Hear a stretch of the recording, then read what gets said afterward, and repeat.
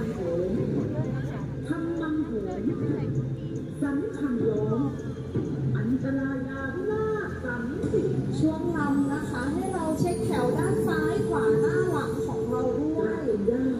จะมีช่วงจังหวะให้เราขยับได้นะคะขยับได้เลยแผ่อำนาจเรืองรอง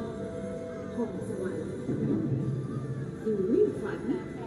เมืองโคราชเช็คแถวนะคะยืนตรงคอคนข้างหน้านะคะสูงรวมใจของทุกคนยุคมงคลเราจะเป็นรำบวงสรวงปวงลูกหลานยาคนบ้านคุ้มครองเมืองนักเลื่อนหนุนขอคุณย่าประทานพรบวรคุณภูมิดำเนินในทุกสิ่งที่นานมาศพเธอก้มหน้าเลยค่ะ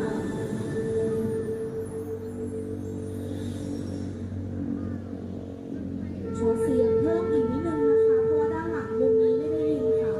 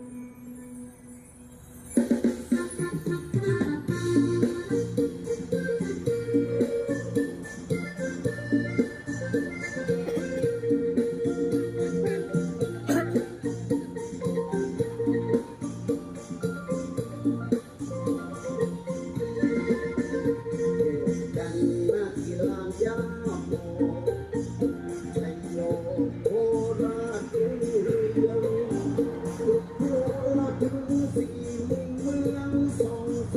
งพระเรืองรุ่งเรืองวิไลดูไหวเวียนวันตาด้วยมาลามาลัย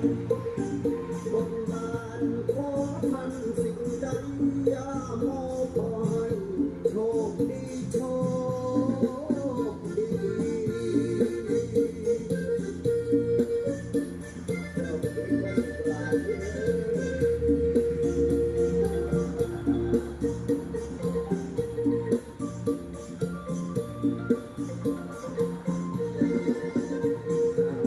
มาไล่รำบวงสรวงแม่แก้มพวงโสภาโสภีรำถวายยาโมทุกทีลูกหลานยานี้ล้วนแต่มีน้ำใจขบวนนี้ค่อยมาพร้อมกันโบราณเลิศล้ำงามวิไลได้พัฒนาตื่นตาตื่นใจประทับเอาไว้อยู่ในความทรงจำ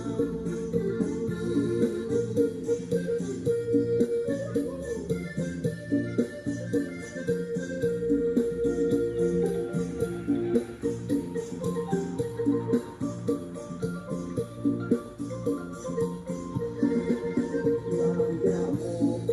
จัดเขาวานขึ้นชื่อลำดังสนั่นชื่อนามแอนโทเนียโคซิลสาวงามมาเบิกพระพงคำเลิศล้ำจักรวาลโคราชมีมากมายจะเสกสรรบรรยายให้ท่านรู้ทั่วกัน ให้มาโคราชจะติดใจไปนานโคราชบ้านฉันเหมือนสวรรค์ดังโล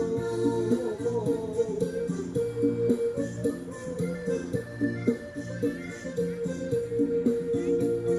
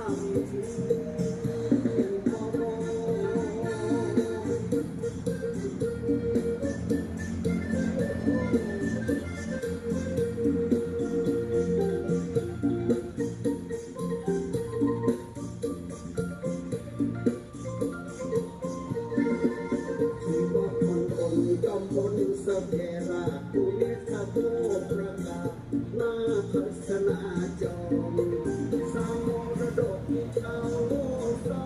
นชื่อจึงกระชอนนครราชสีมาเมตตาโปรดเจ็บใหญ่เล็กมากมายถนนทุกสายจะหลั่งไหลเข้ามาจะเชื่อมโยงการขายการค้าราชสีมาจะรักฟ้า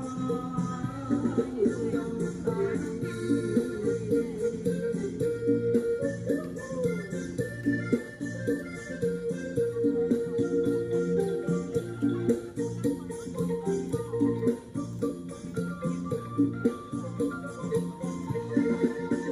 โครงการรถไฟความเร็วสูงแก่นแจ้งจะรุ่งเรืองวิไลเทคโนโลยีโบราณที่ก้าวไกลโออาอำเภอเป็นเมืองใหญ่พัฒนาบ้านหลวงพิเศษเริ่มต้นจะฟังไปถึงสะดวกยอดที่ในตัวทั้งดาราการค้าขายจะยิ่งใหญ่ในโอกาสเชิดหน้าชูตาของแฟนแดนไทย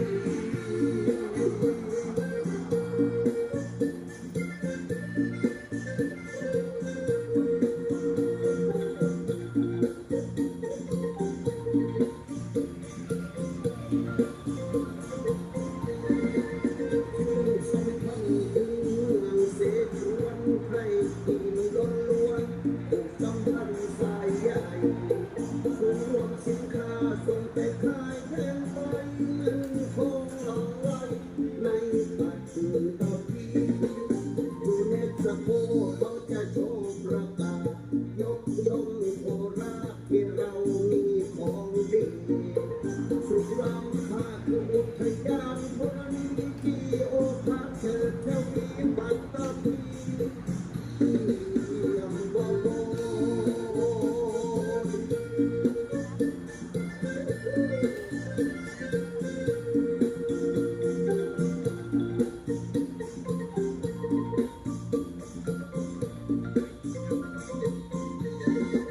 เศรษฐกิจเราจะรู้ผูกเพื่อนย่าโมแม่เมืองท่านจะช่วยอวยพรงามสง่ากลางมหานครมารำมาฟ้อนพร้อมบทกลอนอวยชัยหนุ่มสาวเจ้าเมืองโคราชก็ยุธยาออกมากันมากมายท่านผู้ว่าท่านก็พาคุณนายมารำมารายรวมใจสร้าง